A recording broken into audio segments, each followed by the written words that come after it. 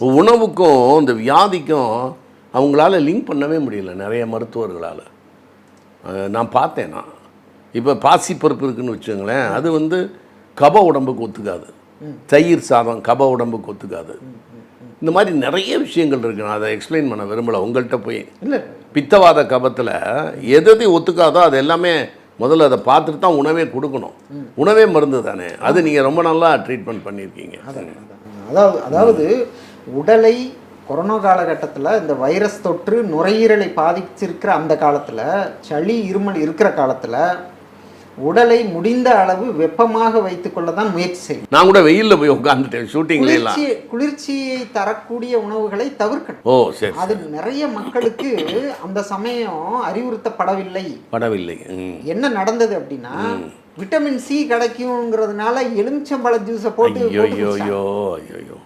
நிறைய பேர் அந்த தப்பு பண்ணிட்டாங்க. சார், வரக்கூடிய நோயாளிகள் எல்லாருமே சார் எல்லாம் அதை சொன்னாங்க இதை சொன்னாங்க, விட்டமின் சி இருக்குன்னு சொன்னாங்க, நானும் டெய்லி 2 லெமனை போட்டு ஜூஸை போட்டு தான் குடித்தேன் அப்படிங்கிறாங்க. இந்த புரிதலை மக்களுக்கு கொண்டு போய் சேர்க்க வேண்டியது அரசோட கடமை. நம்ம உடல் சூடு, அதனால ஒரு வியாதி வருகிற போது குளிர்ச்சியான உணவுகளை சாப்பிடணும்.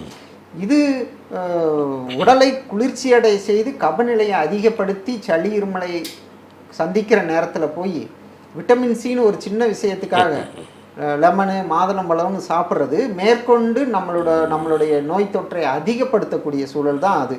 ஏன்னா இந்த வைரஸ் வந்து நம்மளோட உடல் வெப்பநிலையில் இருக்கிற பொழுது சோர்வடையும். எது வைரஸ் நம்ம உடம்புல வெப்பநிலையில் இருக்கும்போது நம்ம உடம்பு வெது வெதுன்னு நல்ல தூதுவளை, நல்ல மிளகு ரசம், கற்பூரம் இப்படி சாப்பிட்டு உடம்பு வெப்பமான நிலையில இருந்து, அதுதான் அந்த கோழி சாப்பிட சொல்றாங்களா? ஆமா, அதனால வெப்பமான நிலையில இருந்திருந்தா இந்த உள்ள நுழையக்கூடிய வைரஸ் அதனுடைய முழு பலனோட வேகமா செயல்பட முடியாது. 2வது நாள் 3வது நாள் சோர்ந்துரும், 4வது நாள் 5வது நாள் நம்ம நார்மல் ஆயிடும். ஆனால் நம்ம உடலை குளிர்ச்சியாக வச்சிருந்தால் அது நின்று விளையாடும். என்னங்கடா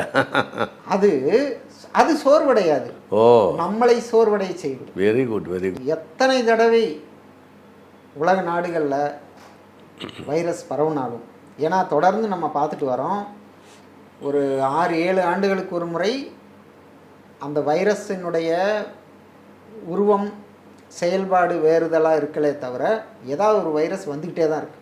ஒவ்வொரு கட்டமும் அதனுடைய தீவிரம் அதிகமாகிட்டு தான் வருது. இதை தான் நம்ம பார்த்துட்ருக்குறோம்.